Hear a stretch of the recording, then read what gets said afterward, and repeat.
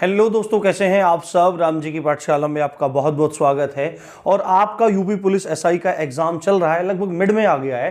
तो मैं दिल्ली जाके एनालिसिस कर रहा हूं और वो एनालिसिस में जो एक्चुअली में होता है मैं वही चीज़ें दिखाता हूं कि जिस दिन पेपर जैसा होता है उसी चीज़ को बताता हूं। आज पेपर कंपेरेटिवली थोड़ा लेवल आज थोड़ा सा बढ़ गया है। कुछ बच्चों को कहना है कि पहले से लेवल बढ़ा हुआ था। वो बच्चे टू बच्चा डिपेंड करता है, स्टूडेंट टू स्टूडेंट डिपेंड करता है। अगर बच्चा पढ़ के गया है तो उसको इजी लगेगा, बच्चा नहीं पढ़ गया है तो उसको टफ लगेगा। वैसे पेपर का लेवल जो है वो मॉडरेट चल रहा है, पर अभी बच्चे बोल रहे हैं कि लेवल थोड़ा सा इंक्रीज हो गया है, थोड़ा बढ़ गया है। आज हम लोग गए थे रिव्यू करने तो मैक्सिमम बच्चे कैमरे के सामने आए ही नहीं, वो डायरेक्ट निकल गए जानते हुए भी। वैसे थोड़ा कैमरे से अलग मिले पर निकल गए। तो मैं आपको बहुत ज़रूरी कुछ बातें बताने वाला हूं जिन लोगों का एग्जाम आगे की शिफ्ट में है।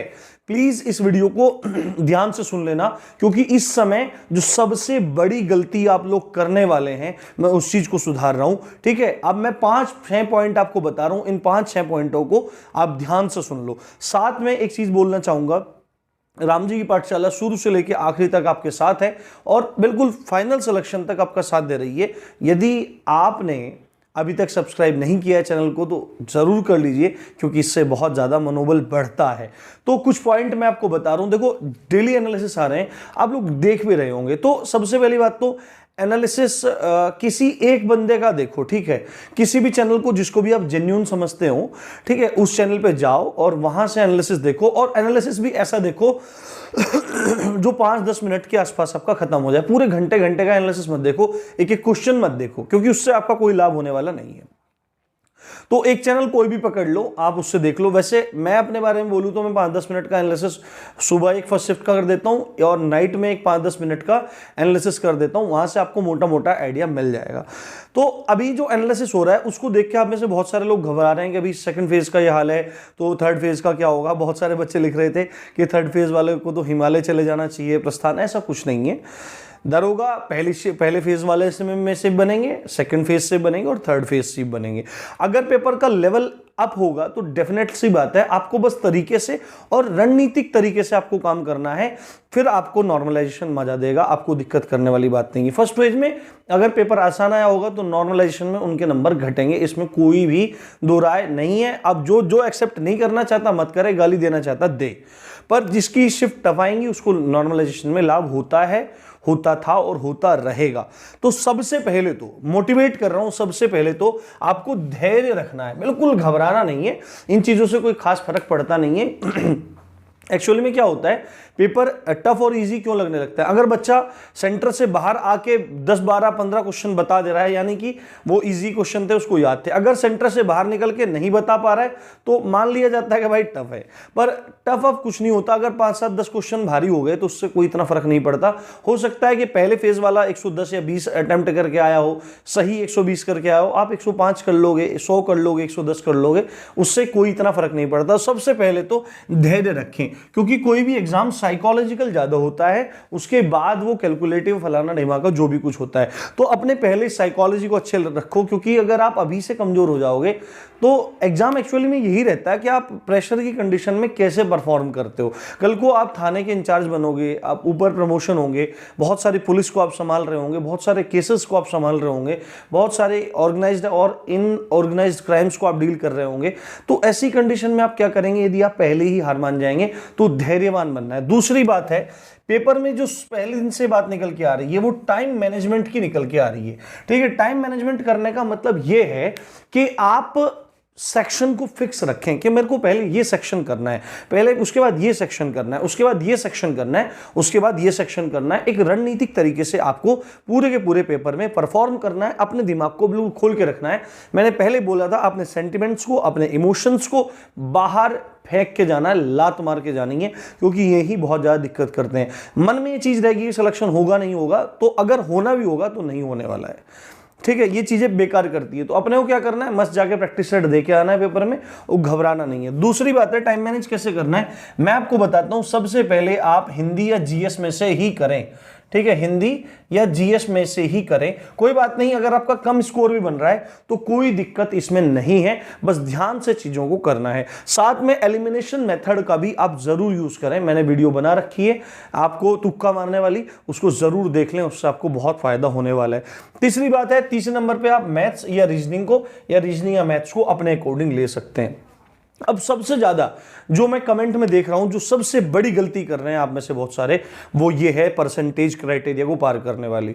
एक्चुअली में क्या है कि आप में से पेपर जैसे ही आपने खोल के देखा, आपको हिंदी या जीएस टफ लगा, पर आपका मैथ्स और रीजनिंग स्ट्रांग है, तो आप मैथ्स और रीजनिंग में घुस गए, आपने 80 में से 78 या 89 कर दिए, है ना, 79 कर दिए, 79 कर दिए। उसके बाद हिंदी में आप चले गए 25-30 आपने कर दिए, 20-25 कर दिए।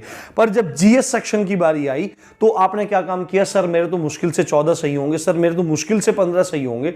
तो यहां पे आप फंसने वाले हैं, क्योंकि उधर आप करके आए हैं और इधर आपका सेक्शनल भी पार नहीं होगा, तो 79 नंबर का कोई भी फायदा, 79 क्वेश्चन को ठीक करने का कोई भी लाभ नहीं है। तो सबसे पहले आपको क्या काम करना है, आपने 35% इन ईच सब्जेक्ट और 50% इन ऑल ओवर, है ना, कंप्लीट। आपको ये दोनों शर्तें आपको पूरी कर लेनी है। सबसे पहले हिंदी और जीएस करो। हिंदी में अगर एक एवरेज बच्चा होगा तो 30 फटाफट कर ले, वहां से जहां से भी हो। टफ क्वेश्चन छोड़ दे, बिल्कुल छोड़ दे, ठीक है। इजी 30 क्वेश्चन आ रहे हैं, आराम से कर ले। जीएस में करीब करीब 20-25 तक सही कर ले, ठीक है, 20-25 तक सही कर ले। ज्यादा भी नहीं हो रहे हैं, अगर आपसे नहीं भी हो पा रहे हैं तो 20 तो एटलीस्ट सही कर ही ले, ठीक है, और हो जाएंगे 20 सही। उसके बाद मैथ्स में कर ले अपना, मैथ्स में अगर एवरेज बच्चा है तो 25 सही कर ले, ठीक है, ज्यादा हो रहे हैं ज्यादा कर ले, और रीजनिंग में एटलीस्ट 30 सही कर ले। अगर जीएस में थोड़ा सा और बढ़ाएंगे तो उसी हिसाब से आपके नंबर बढ़ जाएंगे। अगर आप हिंदी में 30 कर लेंगे, जीएस में 20 कर लेंगे, मैथ्स में 25 कर लेंगे, रीजनिंग में 30 कर लेंगे, तो आपकी दोनों की दोनों शर्तें पार हो जाएंगी। और इस समय पहले अपनी शर्तों को पूरा करो, पहले अपनी शर्तों को पूरा करो भाई, नहीं तो दिक्कत हो जाएगी। आप 3 सब्जेक्ट में बहुत अच्छे परफॉर्म करो और चौथे सब्जेक्ट में अगर आपके 14 क्वेश्चन सही नहीं हुए या नॉर्मलाइजेशन में इधर उधर आपके नंबर हो गए तो आपकी सारी मेहनत मटिया मेट हो जाएगी। इस चीज को आपको ध्यान रखना है। तो चौथी बात है, एनालिसिस जरूर देखें, ठीक है, एनालिसिस से घबराएं नहीं। बहुत सारे बच्चे बोल रहे थे कि सर आप एनालिसिस मत करो, वैसे मैं कल नहीं करूंगा क्योंकि आज बच्चों ने रेस्पॉन्स नहीं दिया। आप देखेंगे परसों करेंगे तो ठीक है, नहीं तो थर्ड फेज में फिर आगे करेंगे। एनालिसिस मैं स्टूडियो से ही कर दूंगा, बच्चे क्वेश्चन मंगा लेंगे, उनसे देख लेंगे, बच्चे कोई क्वेश्चन भेजते हैं उनसे कर लेंगे। डरे नहीं, डरने वाली कोई बात नहीं है यार, कूल एकदम जियो, डरना क्या है। और दूसरी बात है, प्रॉपर रिविजन लें। इस समय क्या करें, प्रॉपर रिविजन दें। जो एनालिसिस है उससे आपको ये पता लग जाएगा कि भाई कुछ चेंजेस तो नहीं आ रहे हैं। अगर कुछ चेंजेस आ रहे हैं तो आप आगे के फेजेस के लिए, अपनी शिफ्ट के लिए थोड़ा सा अवेयर हो जाओ। जैसे हमको एक चीज पता लग रही है कि हर शिफ्ट में आयोग से प्रश्न पूछ रहा है, जो डिफरेंट कमीशंस हैं उनसे क्वेश्चन पूछ रहा है, साथ में जो एब्रिविएशंस हैं, जो शॉर्ट फॉर्म्स होती हैं, उनकी फुल फॉर्म्स आपसे पूछ रहा है। तो वो चीजें आप देख लो, वो 2.5 नंबर फ्री का आपका दे देंगी। और दूसरी बात है, देखो जैसे किसी की शिफ्ट में बोल दिया बच्चों ने कि आपका भाई करंट अफेयर नहीं पूछा है, तो आप ऐसा बिल्कुल भी ना करें कि आप करंट अफेयर ना बढ़ के जाएं।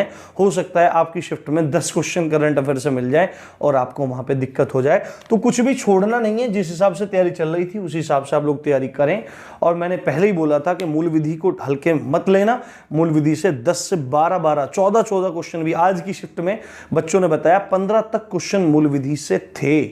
तो वही जो मूल विधि से जीएस में क्वेश्चन बढ़ रहे हैं वही टफ बना रहा है। आप लोगों ने पढ़ा नहीं है तो दिक्कत उन्हीं बच्चों को आ रही है जिन्होंने पढ़ा नहीं है। तो कुल मिला के ये सारी बात आपको समझ में आ गई होगी, आपकी आंखें खुल गई होंगी। इसी अच्छी बात के साथ आप देख रहे थे राम जी की पाठशाला। मैं हूं राम भारद्वाज। जय हिंद, जय भारत।